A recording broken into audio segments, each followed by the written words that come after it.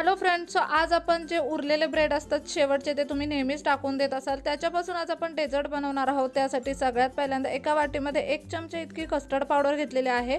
इथे आपण vanilla custard powder घेतलेली आहे, कोणत्याही कंपनीची घ्या तुम्ही। त्यानंतर त्यामध्ये दूध टाकायचं आहे आणि मस्त अशी कस्टर्ड पावडर फेटून घ्यायची। यामध्ये अजिबात गुठळ्या नाही राहिला पाहिजेत। आपण इथे छान अशी कस्टर्ड पावडर फेटून घेतलेली आहे। आता इथे आपण पॅन घेतलेला आहे। पॅन मध्ये साधारणतः 1 चमचा इतकं तूप आपण टाकलेलं आहे। हे 2 ब्रेड आपण घेतलेले आहेत। आपण जेव्हा ब्रेड आणतो तेव्हा वरती आणि खाली दोन्ही बाजूला हे आशेवाले ब्रेड्स असतात, हे ब्रेड आपण नेहमी टाकून देतो। आज ह्याच ब्रेड पासून आपण मस्त असं डेझर्ट बनवणार आहोत। तुमच्या घरी एखादा ब्रेड जरी उरला असेल ना तरी तुम्ही त्याचं हे डेझर्ट बनवू शकता। आता हे ब्रेड ना आपल्याला तुपामध्ये अगदी खरपूस असे भाजून घ्यायचे, मस्त कुरकुरीत झाले पाहिजे दोन्हीही ब्रेड।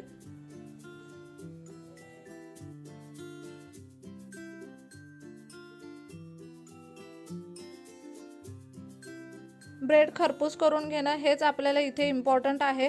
अगदी मस्त कुरकुरीत असे ब्रेड झाले पाहिजेत। हवं तर वरून तूप अजून टाका, जितकं तूप असेल ना तितकी ही डिश छान लागते खायला।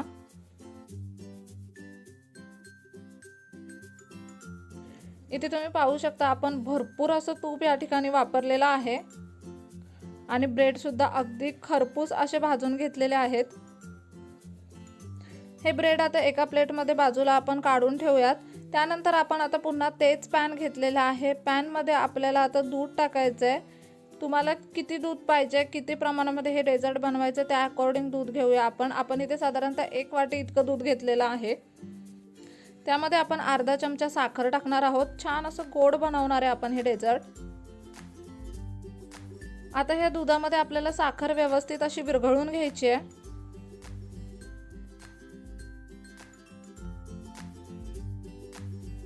साखर पूर्णपणे विरघळून गेली की हे जे कस्टर्ड पावडरचं दूध आपण बनवून घेतलेलं ते आपल्याला यामध्ये टाकायचं आहे आणि यामध्ये आता सतत आपल्याला चमचा फिरवत राहायचा आहे। अगदी दुधाला थोडासा घट्टसरपणा येईपर्यंत आणि कस्टर्ड पावडर छान अशी शिजली जाईल तोपर्यंत आपण हे हलवत राहायचं आहे। इथे गॅसचा फ्लेम आपण एकदम बारीक ठेवलेला आहे। इथे चमचा सतत ढवळत राहायचा, नाहीतर जे कस्टर्ड पावडर टाकले ना आपण तिच्या गुठळ्या तयार व्हायला सुरुवात होईल। मग त्याच्यानंतर हे डेझर्ट अजिबात चांगलं लागणार नाही। त्याच्यामुळे यामध्ये अजिबात गुठळी बनवून द्यायची नाही, त्यामुळे हे सतत हलवत राहावं लागतं। साधारणतः 4-5 मिनिटं छान असं हलवून घेतल्यानंतर ते मस्त असं थिक व्हायला सुरुवात झाली। आता या स्टेजला आपण यामध्ये ब्रेड टाकणार आहोत जे आपण खरपूस असे भाजून घेतलेत ते।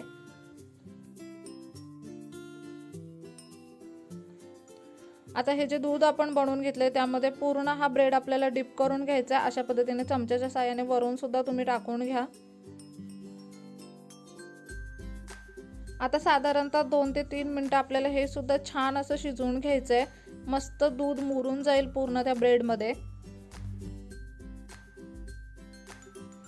त्यानंतर आता आपण एक प्लेट घेतलेली आहे। प्लेट वरती आपण आता हे ब्रेड ठेवलेले आहेत आणि त्यानंतर हे जे आहे आपण मिश्रण तयार केलेलं ते पूर्ण यामध्ये टाकायचं आहे।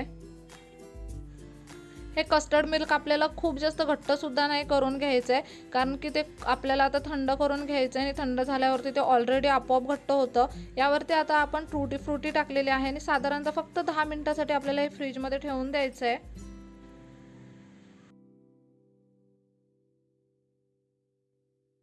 इथे तुम्ही पाहू शकता साधारणतः 10 मिनिटच फक्त आपण हे फ्रीज मध्ये ठेवलेलं आणि मस्त असं घट्ट झालंय आता कस्टर्ड मिल्क।